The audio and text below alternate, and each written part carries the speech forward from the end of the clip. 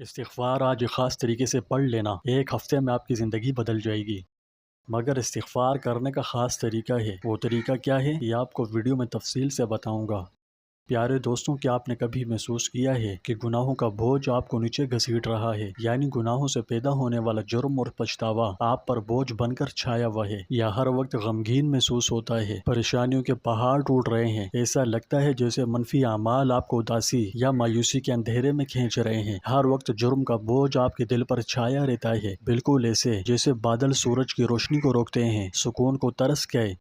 اس بوجھ سے نجات کا مؤثر ترین عمل موجود ہے، یہ اللہ کے نبی نے بتلایا ہے، اور اس سے بڑے حیرت انگیز عجائبات و کرشمات وجود میں آتے ہیں۔ اگر اسے اللہ کے نبی کے طریقے پر کیا جائے تو کوئی شک نہیں کہ آپ اپنی زندگی کو صرف ایک دن میں بدل سکتے ہیں۔ ہاں، آپ نے مجھے ٹھیک سنا، صرف ایک دن میں۔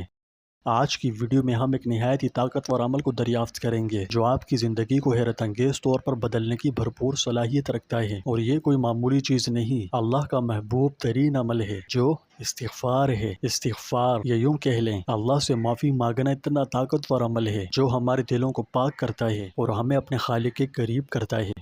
مگر استغفار کرنے کا خاص طریقہ ہے جو آپ کی زندگی میں تقریباً فوری طور پر ناقابل یقین تبدیلیاں لا سکتا ہے، آپ کی زندگی بدل سکتا ہے۔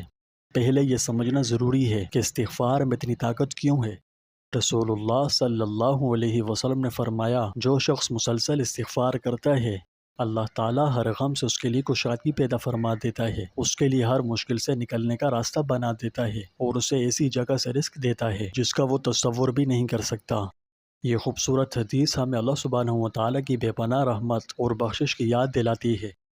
اب آئیے استغفار کے اس خاص طریقے پر غور کریں جو نہایت مختصر وقت میں آپ کی زندگی بدل سکتا ہے۔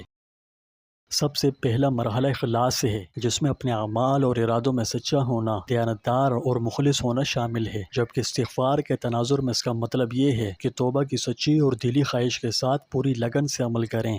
میں کیا سمجھانا چاہتا ہوں کہ استغفار دل کے خلوص سے شروع کریں، نہ کہ استغفر اللہ کی رٹ لگانا، یعنی ان الفاظ کا اثر نہ دل پر ہوتا ہو اور نہ کہیں اعمال میں جھلکتا ہو۔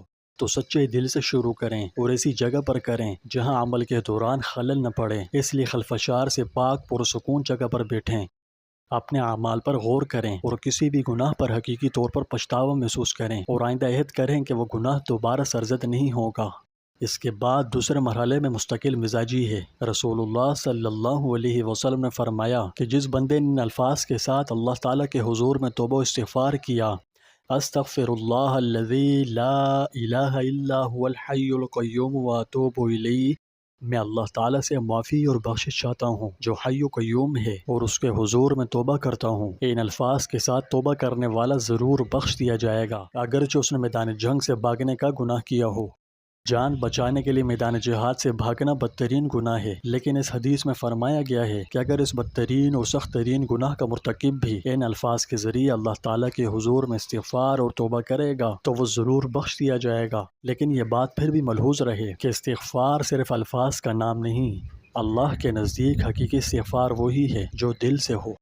پیارے دوستوں، توبہ اور استغفار کی جو حقیقت یہاں بیان کی گئی ہے، اس سے آپ نے سمجھ لیا ہوگا کہ اس میں اصل اہمیت اور بنیادی حیثیت معنی، مقصد اور دل کی کیفیت کی ہے۔ بندہ جس زبان میں اور جن مناسب الفاظ میں توبہ استغفار کرے، وہ اگر سچے دل سے ہے تو اللہ کے نزدیک حقیقی توبہ استغفار ہے اور قابل قبول ہے۔ اس کے باوجود رسول اللہ صلی اللہ علیہ وسلم نے توبہ استغفار کے بعض کلمات بھی تلقین فرمائے ہیں اور ان کی خاص فضیلت اور برکت بھی بیان فرمائی ہے۔ تو اس خصوصی استغفار کو روزانہ کم از کم 100 بار پڑھنے کا عزم کریں۔ ہاں، اگر زیادہ نہیں تو 100 بار ہی صحیح، مگر روزانہ۔ مستقل مزاجی ضروری ہے، جیسا کہ آپ پڑھتے ہیں ان الفاظ کو اپنے دل سے پڑھیں، نہ صرف اپنی زبان اور ہونٹوں سے۔ اگر مثال سے سمجھاؤں تو اسے یوں پڑھیے جیسے نہر کا پانی بہتا ہے۔ تیسرا مرحلہ ہے استغفار کے معنی کو سمجھ کے پڑھنے کا۔ استغفار کو سمجھیں، اس کا مطلب اللہ تعالیٰ سے معافی مانگنا ہے۔ توبہ اور عاجزی کے گہرے احساس کے ساتھ خود کو قصوروار سمجھ کر استغفار پڑھیں۔ سوچیں، کسی بادشاہ کی شان میں بے ادبی کر دی، بادشاہ اس پر غضبناک ہے، اگر وہ اس سے معافی مانگ لے تو کبھی امید ظاہر کی جاتی ہے کہ وہ معاف کر دے گا، لیکن میں یہ پوچھنا چاہتا ہوں کہ وہ معافی کیسے مانگے گا تاکہ اسے معافی مل جائے؟ اسی تصور کے ساتھ آپ بھی استغفار کریں اور ذہن میں رکھیں کہ آپ کسی دنیاوی بادشاہ سے معافی نہیں مانگ رہے، بلکہ تمام بادشاہوں کے بادشاہ، تمام شہنشاہوں کے شہنشاہ ایک اللہ سے معافی مانگ رہے ہیں جس نے ساری دنیا کو اپنے ارادے سے وجود بخشا، پھر جب چاہے اس کو فنا کر دے گا۔ کہنے کا مقصد یہ ہے کہ دل میں اس کی ہیبت بھی ہو اور معافی ملنے کی امید بھی۔ چوتھا مرحلہ دعا ہے۔ عمل مکمل کرنے کے بعد دعا کے لیے اپنے ہاتھ اٹھائیں، اپنا دل اللہ کی طرف متوجہ کریں، اس سے اس کی بخشش، اس کی ہدایت اور اس کی برکتیں مانگیں۔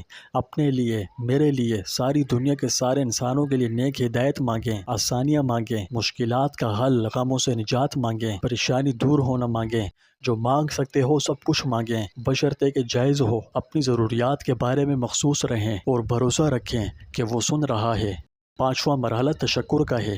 عمل کا اختتام شکر گزاری کے ساتھ کریں۔ اللہ سبحانہ و تعالیٰ کی رحمت اور بخشش کا شکر ادا کریں۔ اس بات کا شکر ادا کریں کہ اس نے آپ کو توبہ استغفار کی توفیق دی، ورنہ کتنے ہی لوگ ایسے ہیں جو گناہوں کے سمندر میں غرق ہیں لیکن توبہ استغفار کی توفیق انہیں نصیب نہیں۔ اس سے آپ اپنے دل میں اطمینان محسوس کریں گے اور اپنی روح میں سکون محسوس ہوگا۔ آپ کو یوں لگے گا جیسے آپ کی زندگی بدل گئی۔